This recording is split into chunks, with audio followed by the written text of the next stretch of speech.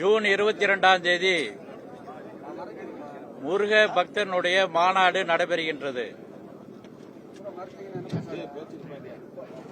மே மாதம் 28ஆம் தேதி அதுக்காக கால்கோள் விழா இன்னைக்கு இங்க நிகழ்ச்சியானது நடந்துட்டு இருக்கின்றது. கிட்டத்தட்ட இந்த இடத்துல 5 லட்சம் மக்கள் வருவாங்க அப்படி எதிர்பார்க்கிறோம். இதற்காக இந்து முன்னணி, இந்து இயக்கங்கள், இந்து சமுதாயத்தைச் சேர்ந்த இந்துக்கள், ஆன்மீக பெரியவர்கள், மடாதிபதிகள், இது மாதிரி பல்வேறு அரசியல் சார்ந்தவர்களையும் சந்திச்சு கூப்பிட்டுருக்கோம், அழைப்பு கொடுத்திருக்கோம். அவரெல்லாம் வருவாங்கன்னு எதிர்பார்க்கின்றோம். அதனால் இந்த இடத்துல 5 லட்சம் பேரும் எப்படி சென்னிமலையில கந்த சஷ்டி கவசம் ஈற்றின இடம் சென்னிமலை. அந்த சென்னிமலைக்கு ஒரு பிரச்சனை வரும்போது அங்க எப்படி இந்து எழுச்சி உருவாச்சோ அதனுடைய வெளிப்பாடு தான் இந்த 5 லட்சம் மக்களும் ஒரே நேரத்தில் இங்க கந்த சஷ்டி கவசம் படிக்கணும் அப்படி ஒரு ஏற்பாடாக இருக்குது. அதுக்கு பின்னாடி திருப்பரங்குன்றத்திலையும் ஒரு இந்து மக்கள் மத்தியில் ஒரு பெரிய எழுச்சியா இருக்குது. தமிழ்நாட்டில் இது ஒரு பெரிய திருப்புமுனை வரும் அப்படி இன்னைக்கு ஜனங்கள் பேசிக் கொண்டிருக்கிறார்கள். நிச்சயமாக அதுக்கான வாய்ப்பு நிறைய தமிழ்நாட்டில் ஏற்பட்டு இருக்கின்றது. அரசியல் மாற்றம் கூட வந்து கொண்டிருக்கின்றது. இன்னைக்கு எல்லா அரசியல் கட்சிக்காரர்களுமே இந்த முருகபக்தனுடைய மாநாட்டை எதிர்நோக்கி கேள்வி கேட்டுட்டு இருக்காங்க. நாமளும் சில அரசியல் கட்சியை சேர்ந்தவங்களுக்கெல்லாம் அழைப்புகள் கொடுத்திருக்கோம். நீங்க தான் கேட்கணும்னா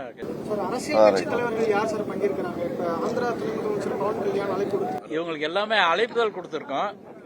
பவன் கல்யாண் வரன்றிருக்காங்க, மற்றவங்களெல்லாம் அணுகி இருக்கோம். இனிமேல் தான் தகவல் தெரியும். நடிகர் ரஜினிகாந்த் எல்லா அழைப்புகள் ரஜினிகாந்த் அழைப்புகள் கொடுத்திருக்கோம்.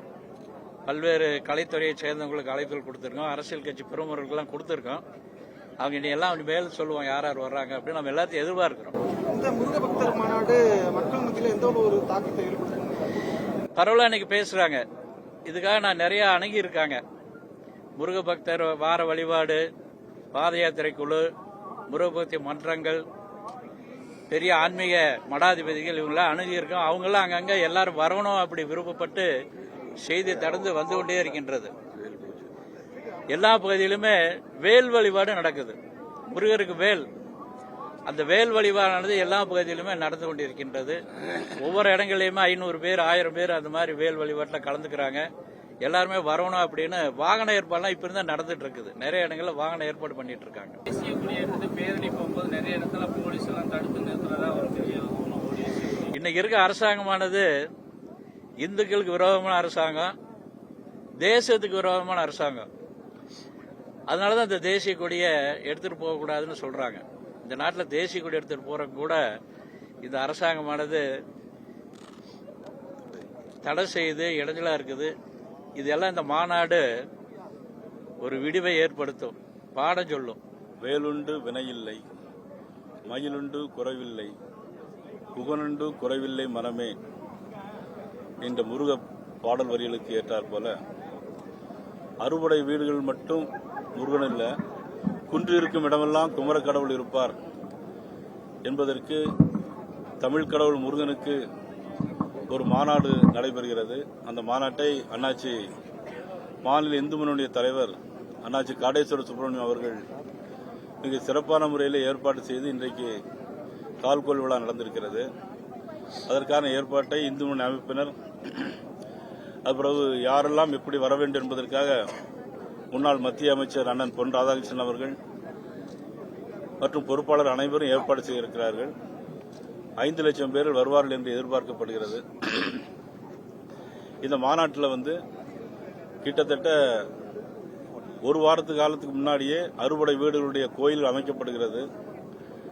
அந்த அறுபடை வீடுகளுள்ள கோயில் எப்படி இருக்குமோ அதே அமைப்பில் இங்கே ஏற்பாடு செய்யப்பட்டுள்ளது. ஒரு வாரத்துக்கு முன்பாகவே கண்காட்சியில் அமைக்கப்பட்டு அந்த ஒரு வாரம் முழுவதும் பக்தர்கள் வந்து பார்த்துவிட்டு ஜூன் 22ஆம் தேதி அதற்கான நிகழ்வு 3 மணிக்கெல்லாம் சரியாக ஆரம்பிச்சு 8 மணிக்கு முடிகிற மாதிரி மாநாட்டை அண்ணாச்சி காடேஸ்வர சுப்பிரமணியன் ஏற்பாடு செய்திருக்கிறார்கள்.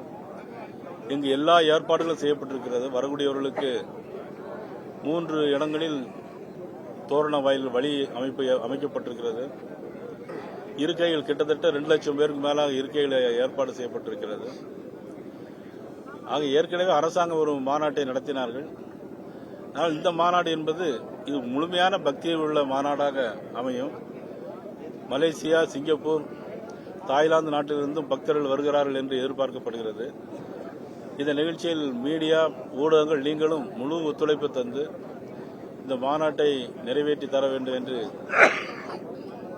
ஆதரவு தர வேண்டும் என்று உங்களையும் நாங்கள் கேட்டுக்கொள்கிறோம். சார், இந்த முருக பக்தர்கள் மாநாடு பாஜக கூட்டணிக்கு கை கொடுக்குமா சார்? இது முழுக்க முழுக்க பக்தி மாநாடு. இது அரசியல் கிடையாது. இது முழுக்க பக்தர்களுக்காக ஏற்பாடுகிற மாநாடு. இம்மாநில இந்து முன்னணியினுடைய சார்பாக அண்ணாச்சி அவர்கள் ஏற்பாடு செய்திருக்கிறார்கள். செய்திகளை உடனுக்குடனும் துல்லியமாகவும் தெரிந்து கொள்ள சப்ஸ்கிரைப் பண்ணுங்க.